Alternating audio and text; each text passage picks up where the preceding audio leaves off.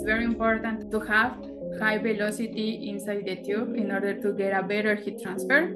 It's the same as if you have your coffee and you wanted to drink it fast, you have to move it in order to get it colder, a little bit colder, because also drinking hot coffee is not good. But increasing the velocity, it increases its turbulence as well, and it increases the heat transfer. So this is good.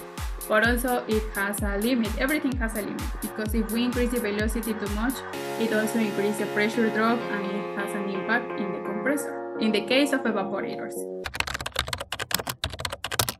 This is part 2 of a 2-part series with Gutner, with my good friends from there. And I'm excited for this conversation because refrigeration is all about heat transfer, mass transfer. And when we talk about energy, talk about refrigeration, it's all about transferring that heat.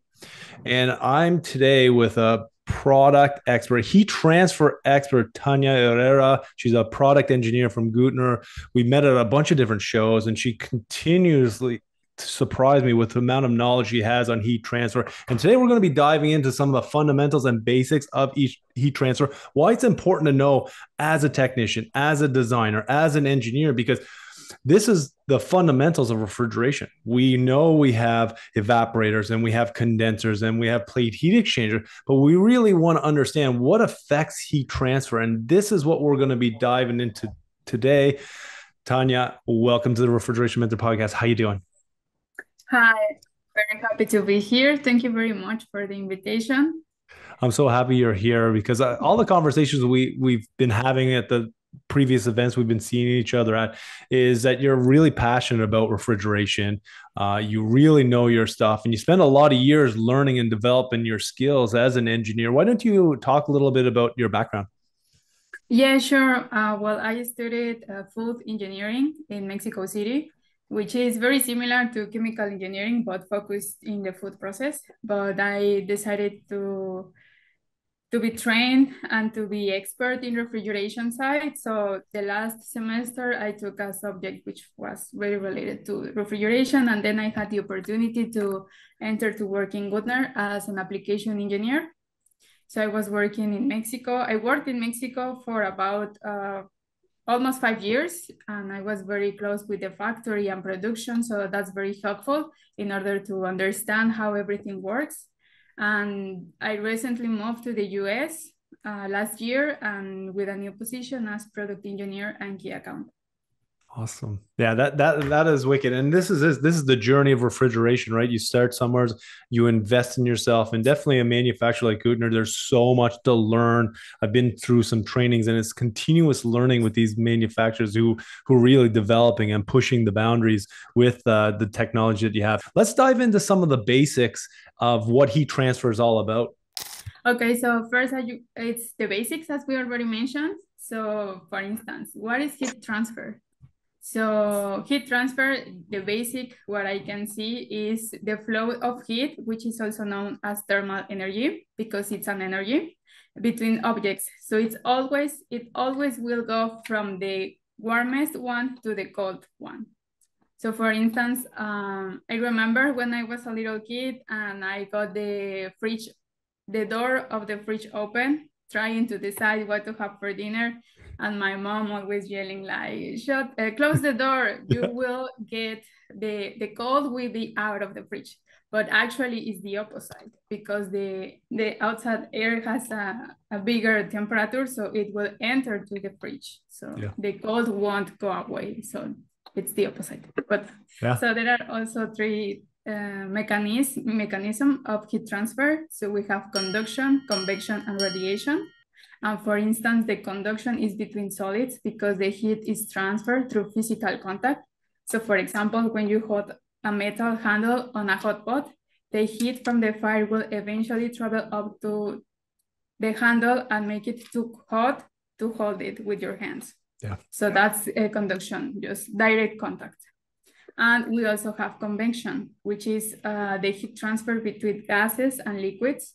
So the heat is transferred by the movement of the heated liquid or gas. This movement is caused by change its density as the fluid warms. So for instance, I also have this example of your daily life when you're heating a soup, for instance, that has many ingredients.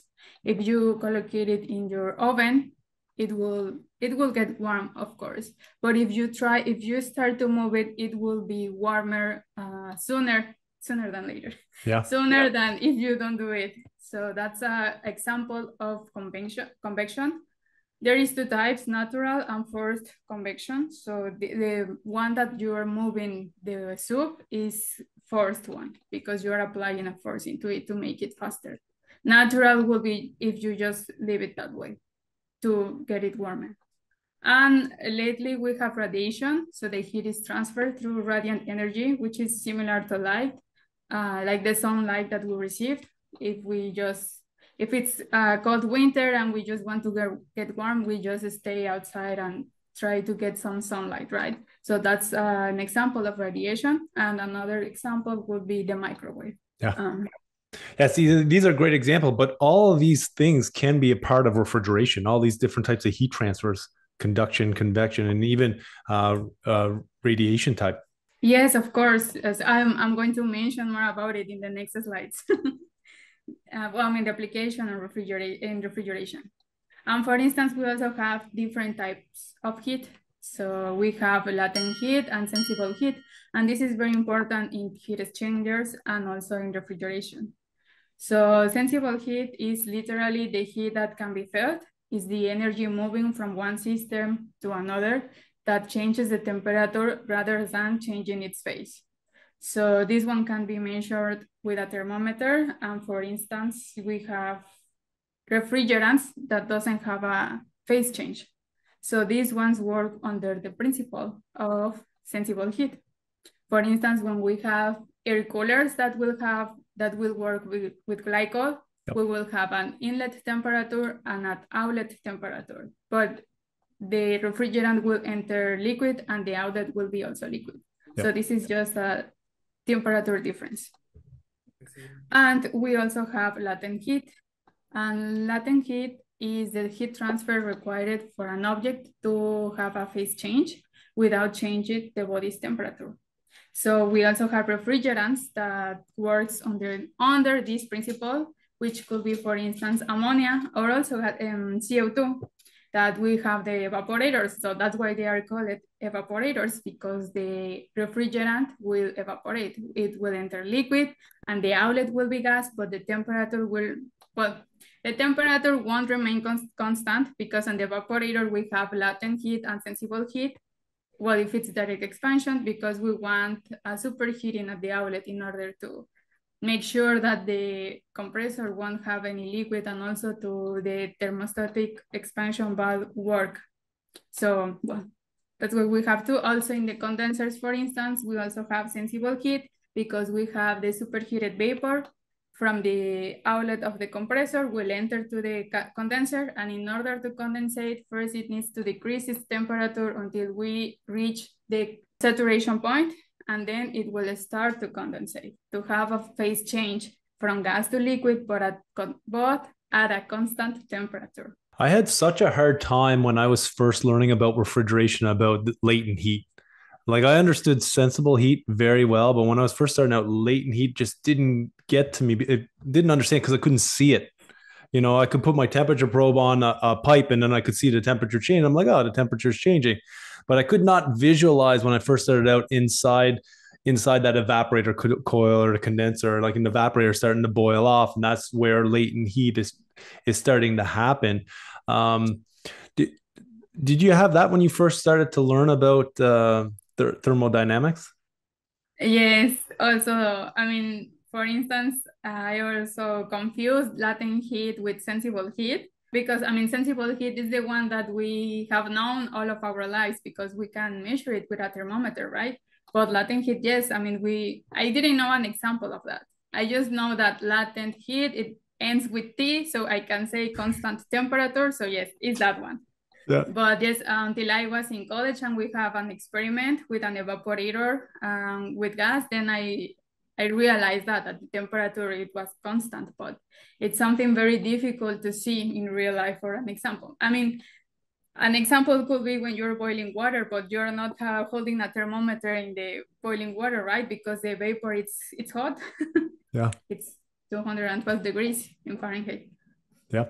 Yeah. No, no. And I love that. I love that. Okay. Awesome. So now that we have this, this is my favorite equation in the world, because this equation describes the performance of a heat exchanger.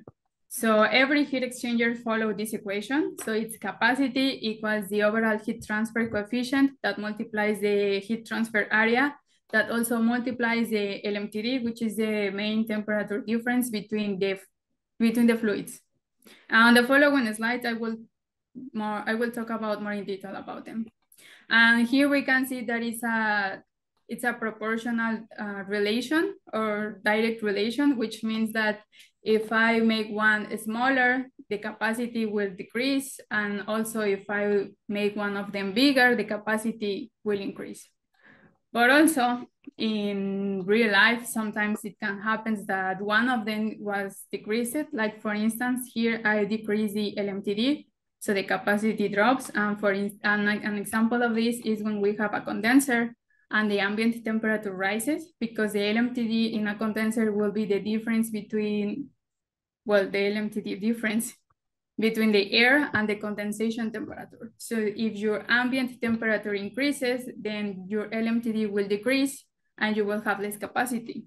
So there are many options that not many options, but there are some options that you can do. And for instance, I know that in refrigeration, what we do is that we increase the refrigerant temperature, which means that we increase the discharge pressure and temperature in the compressor, right? In order to balance the decreasing of the LMTD. But also there are another options, like for instance, increasing the overall heat transfer coefficient. But I'm going to tell you how you can do that in the next slides, or what are the implications of doing that. So point by point. So for instance, the capacity, an example, well, is the heat load that the heat exchanger requires. So the required capacity is defined by the application needs, of course. In this case, I will talk about the cold rooms and also the condensers. So for instance, in the cold rooms, it's important to consider the product, the inlet temperature of the product, the outlet, the storage temperature of this product, the infiltration that you can have, the amount of product that you have, the heat produced by the motors, lining, persons that will be working there, etc. And for a condenser or a gas cooler, the heat load considers the heat absorbed in all of the evaporators of all of your installation, plus part of the heat generated in the compression process. So for instance, me as a heat exchanger manufacturer, I'm not involved in this part, but the contractors, well, that's their job to do all this calculus. So they only told me like, I need this evaporator for 10 tons of refrigeration, or I need this gas cooler of 12 MVH of capacity. Yep. And here is the interesting one, because here is the overall heat transfer coefficient. It's also influenced by the internal heat transfer coefficient and an external heat transfer coefficient. And what does this mean? So this means, for instance, that the internal heat transfer coefficient, or what happens here, also influence this term. So it refers to the refrigerant properties that we have here. Also the velocity inside the tube, for instance, it's very important to have high velocity inside the tube in order to get a better heat transfer. It's like the same example. If we translate this into a daily example, it's the same as if you have your coffee and you wanted to drink it fast, you have to move it in order to get it colder, a little bit colder, because also drinking cold coffee is not good. But increasing the velocity, it increases its turbulence as well, and it increases the heat transfer. So this is good. But also it has a limit. Everything has a limit, because if we increase the velocity too much, it also increases the pressure drop, and it has an impact in the compressor, in the case of evaporators. So I do have a question. So that's a good point, right? So now if a lot of new systems have capacity control, so they'll have a VFD drive on the compressor where we'll ramp up the mass flow and then slow the mass flow down of the compressor. So this will actually change that velocity in these coils as well as change the heat transfer?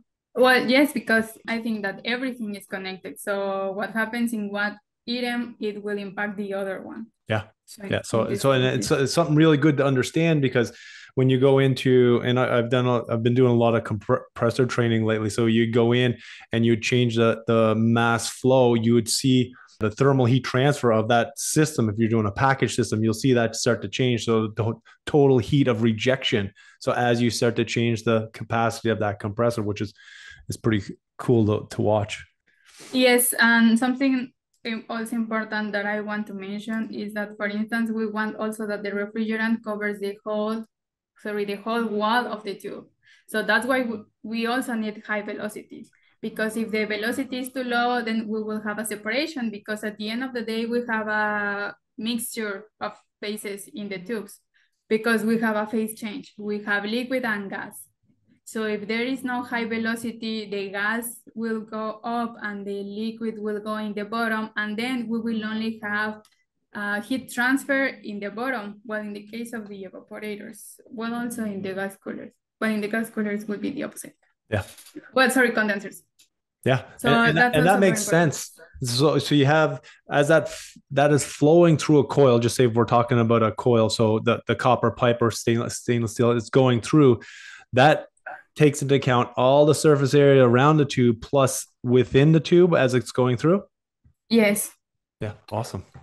Once again, it's hard to visualize that, you know what I mean? Because it's inside solid pipe and it's not clear, you don't look inside the pipe. But I've noticed over the years of me understanding and diving more heat transfer, I look at the pressures and I see the temperatures, and I can actually understand what's happening inside that pipe. And that's where, okay, we know that this coil is full of liquid, or it's full of gas, or it's starting to condense at this point just through temperatures and pressures in the system.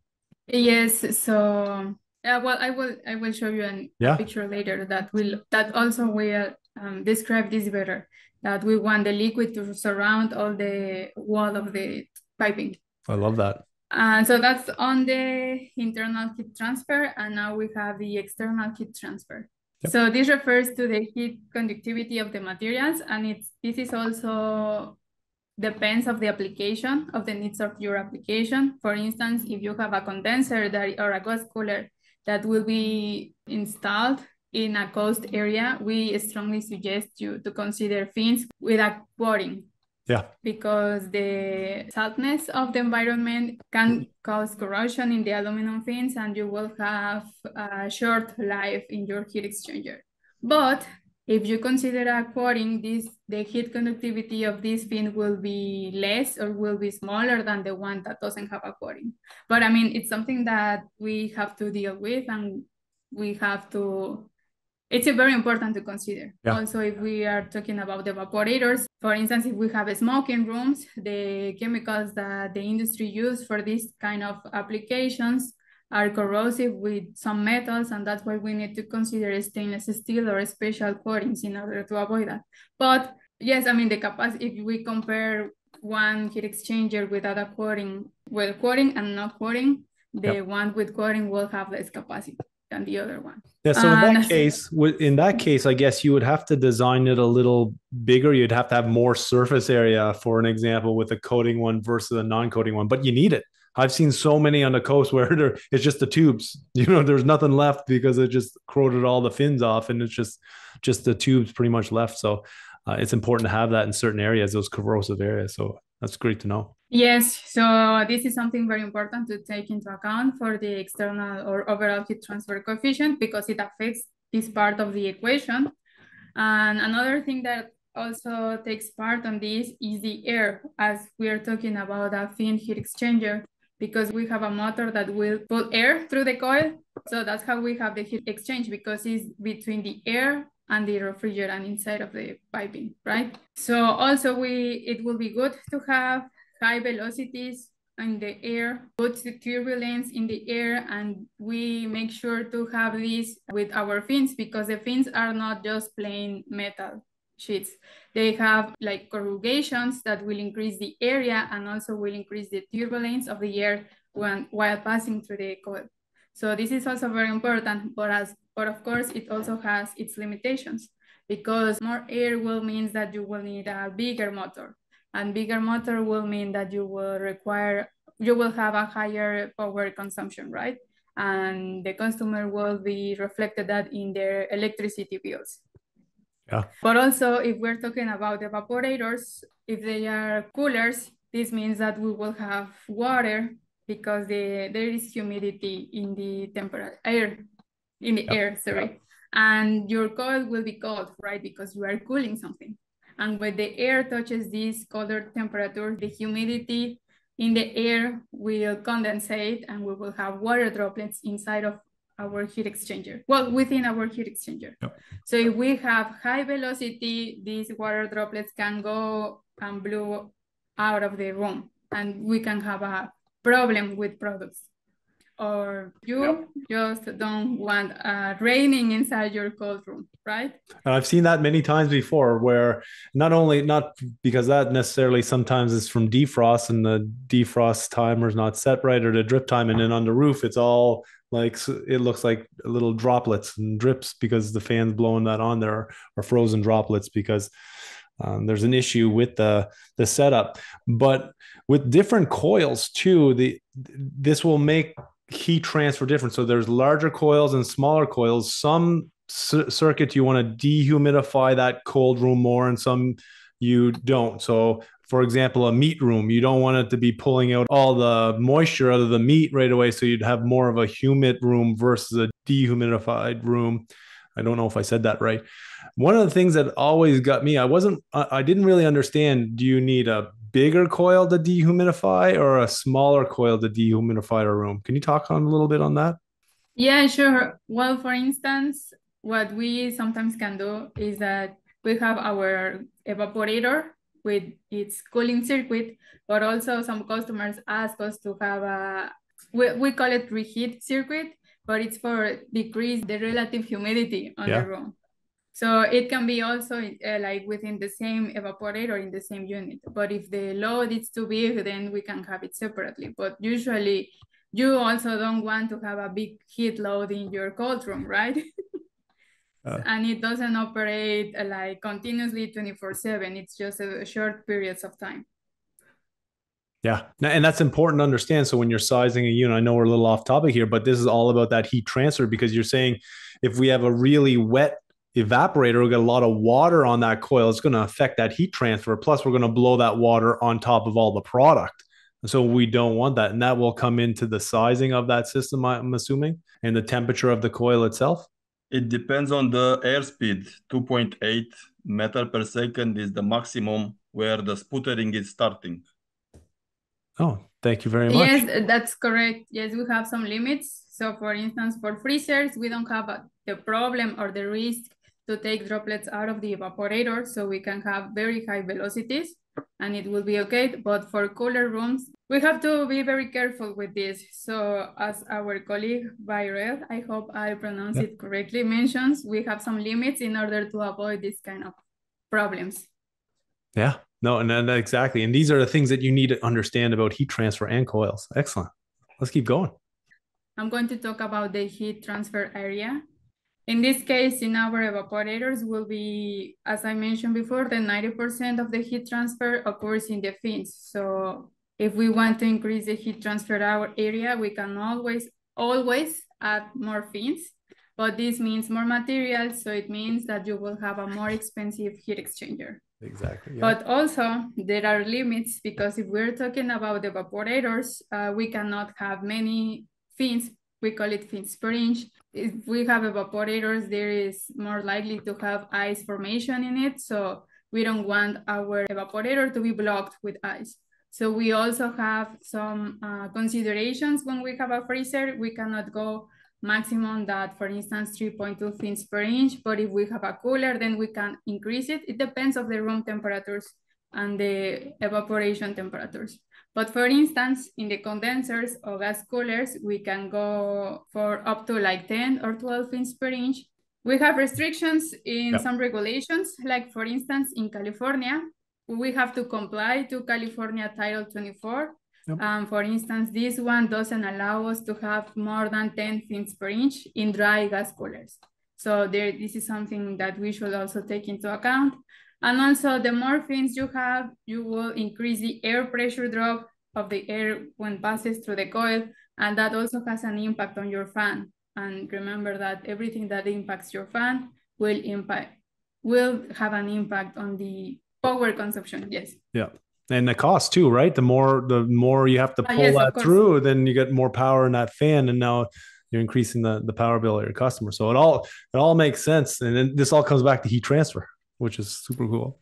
Yes. And now I'm going to, before I deeply enter to LMTD, I want to talk about something that is called parallel flow and counterflow, because this is also very important when designing a heat transfer. So a heat exchanger, sorry. Yeah. So this is an example of parallel and counterflow in a shell tube heat exchanger. So I found this more easy to explain rather than in another type of heat exchangers. But in a parallel flow, we both have the hot and the cold fluid flow in the same direction, entering at one end and exiting at the other end.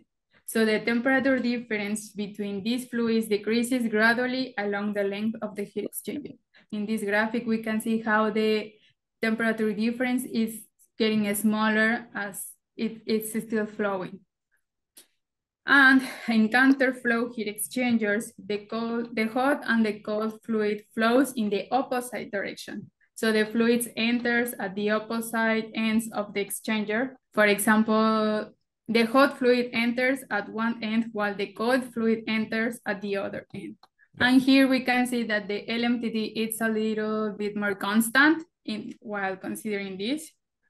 And for instance, this is something generally what I'm going to say, but it depends of the type of heat exchanger and also the refrigerant or fluid. But counterflow heat exchangers generally have higher efficiency because they maintain a larger temperature difference between the fluids throughout the heat exchanger. Yeah, I've been seeing more and more, especially on CO2 systems. I see heat exchangers everywhere now in industrial applications. When would you want to use a counterflow or a parallel flow? Like what applications? Why would I use a parallel flow? I know you said counterflow is could be more efficient or is more efficient in certain applications, but when would I use a parallel flow versus a counterflow? Can you talk about a couple of different applications for that? Yeah, sure. Like for instance, when we consider sensible heat, so refrigerants that doesn't have a phase change, we have seen that counterflow is the one that is more efficient, as well as, for instance, so that would be like a glycol system, I would say. For an example, I do a secondary system glycol system in the supermarket that I work in. You would see a lot of that. That's exactly what it is, the counterflow. The parallel flow, I don't see too often, but I know I've seen it in a few applications. But for instance, I have seen them in some of heat exchangers for ammonia. Okay. Because I read a study and it said that due to the physical properties of the ammonia, this is direct expansion. While direct expansion for this particular application, it was better to consider parallel flow. Because for instance, they also have to consider the superheating circuit. Well, no, it's not a separate circuit, but we have to consider like the superheating part on your heat exchanger. Yeah, so exactly. Super awesome. That's why we found this. Yeah, and for those who are just listening on the podcast, you can go and look this up very easily on Google, like parallel flow, and see a couple of different images on it. It's all over. It's easy to find that on heat exchangers. So yeah, thanks for sharing that. Okay. So for instance, what I mentioned, I mean, besides the parallel and counterflow, both of them have an impact on the LMTD, as we already see, right? So here is the difference between the refrigerant and the air temperature. For instance, in evaporators will be the difference between the room temperature and the evaporation temperature. And if you want to make this bigger, for instance, I personally will never touch the room temperature because this one is defined by the application, which refrigeration is mostly food. So if we already know that the storage temperature of this product is, I don't know, 34 degrees, it's better to stay it because if we increase it, then we can have a quality problem. So what we can do, because I have seen many cases where we already have the evaporator and the customer says like, I know I can't pay more for this, but I need more capacity. And sometimes what it's only left is to decrease the evaporation temperature. But this, as mentioned before, has a direct impact on the compressor. So So now it's you get never that very, SST bigger, right? So now your compression ratio is getting bigger, more work on that. You are getting more work out of that evaporator because you're taking that SST, say, from a 25-degree Fahrenheit down to a 20-degree Fahrenheit SST to get a bigger TD. That's what you mean, right? To yes. maintain the 34. Yep. So it's never free. We can, No. I mean, we can get more capacity, but someone has to pay the price. Yep. Yeah, that's totally fair. And in the high side, we have the condensers or gas coolers or fluid coolers. If we have a refrigerant that doesn't have a phase change, the difference will be between the refrigerant and the ambient temperature.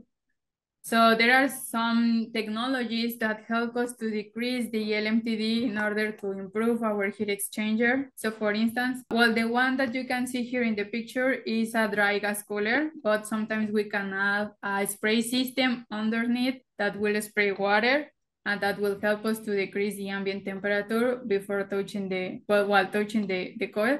Another one is the evaporative condensers, because they work under the principle of wet bulb. So, and in CO2, yes. we're seeing a lot more of those adiabatic. I see tons of them out there, as well as those spray systems, atomizer, misting systems to do that. And it's really to keep those in those high ambient, dry locations, keep it below the transcritical point as long as possible. Oh, just that was something that I was going to mention. That also we have the adiabatic ones that also help us to decrease a little bit the ambient temperature, which will give us a bigger LMTD. Here are some advices to improve the heat exchange within your heat exchanger. Like for instance, as I mentioned before, we can always increase the refrigerant velocity or its turbulence. We have these that are called turbulators that sometimes we use, for instance, for refrigerants that doesn't have a phase change, like the oil coolers, and also indirect expansion evaporators.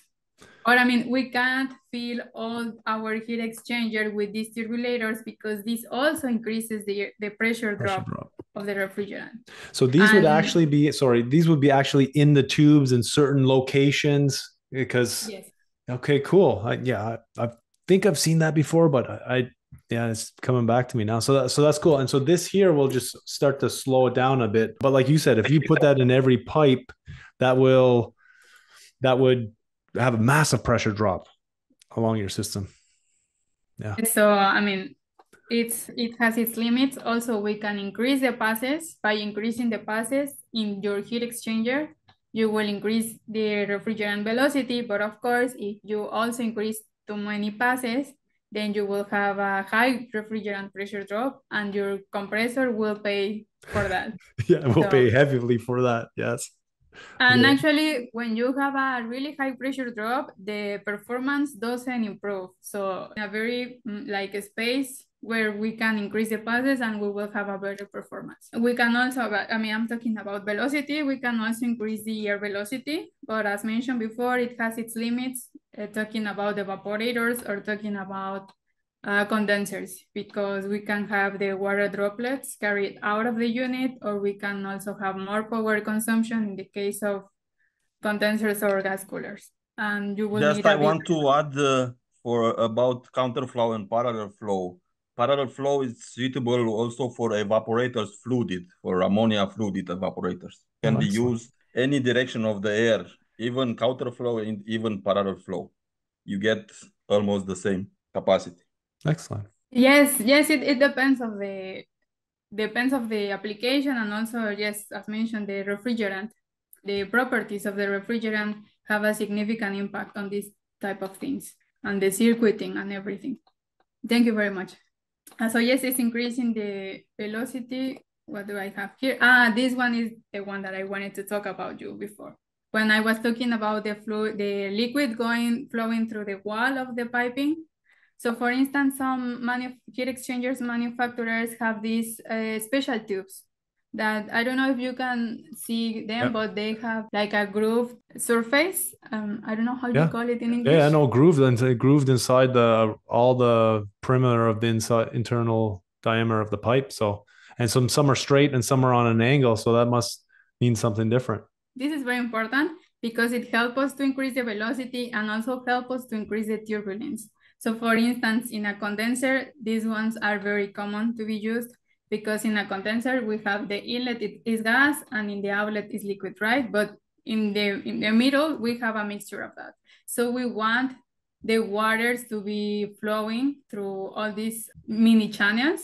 So the gas is flowing through the inside, and not that by the gas flowing in the middle or in the inside of the piping help us to have also good velocities. And the same in the evaporators. However, these ones are not very common in the evaporators. Also, by using this, we can also have an increase on the refrigerant pressure drop. So as mentioned, everything has an impact here. So it's not free. And also that we can do is also like increasing the fins per inch, but as mentioned before, if it's an evaporator, depends of the temperature, and if it's gas cooler, well, it depends of the regulations, for instance, like in the case of California, or it depends also of the air pressure drop when flowing through the coil. So now let's get what we are here, gas coolers.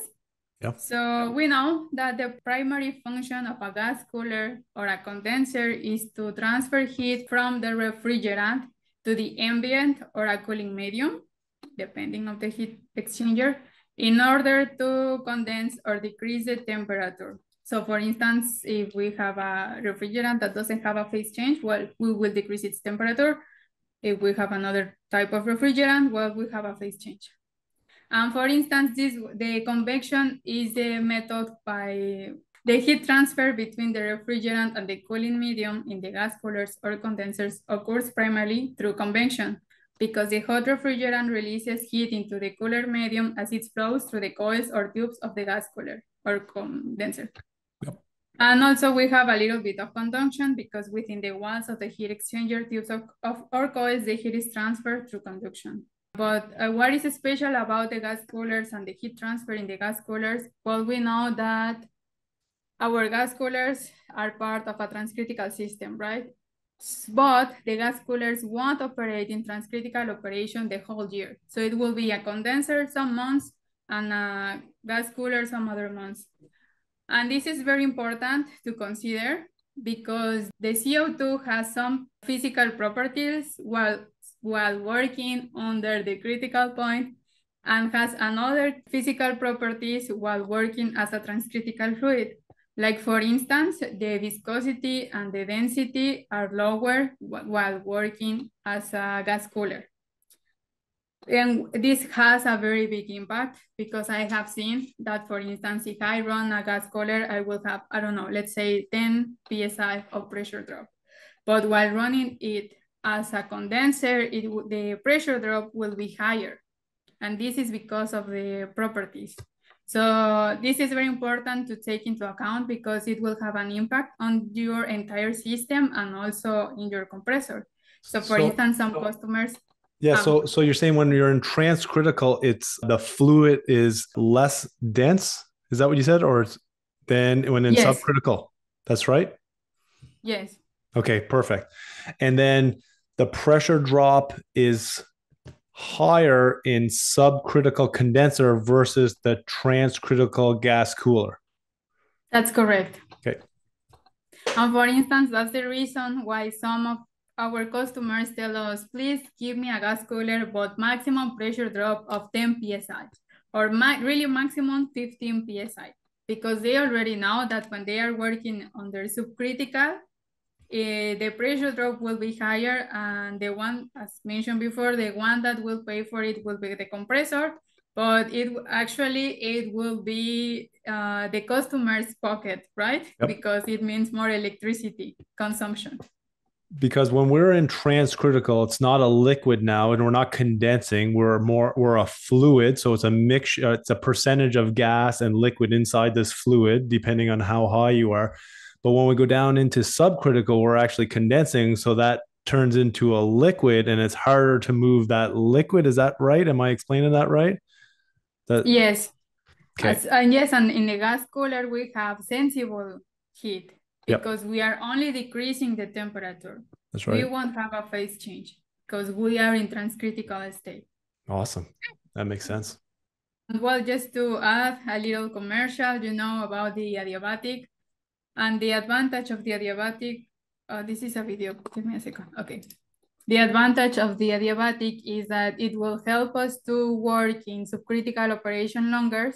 And even though we have a higher pressure drop while working as a condenser, it's better to work as a condenser because our system is maintained in subcritical. It will be working in lower temperatures and pressures, which will make our system more efficient. Yeah, because now we have colder, we have less work on that high pressure valve. We got better heat transfer going into that flash tank vessel, that receiver. We got fluid. We could potentially we have fluid coming out of the condenser now instead of going up into that transcritical mode where you're going to do more work in the system. So awesome. Yes, well, this is all from my side. Tania, any final thoughts? I really appreciate this. And I know we just touched the surface, but there's so much to learn about heat transfer. And I know you've learned a ton over the last few years, just growing your knowledge. Any final thoughts for any designers out there, any technicians when they're starting to learn about heat transfer, or maybe even designing systems with gas coolers or heat transfer devices? I think that it will be to take into account that nothing is free.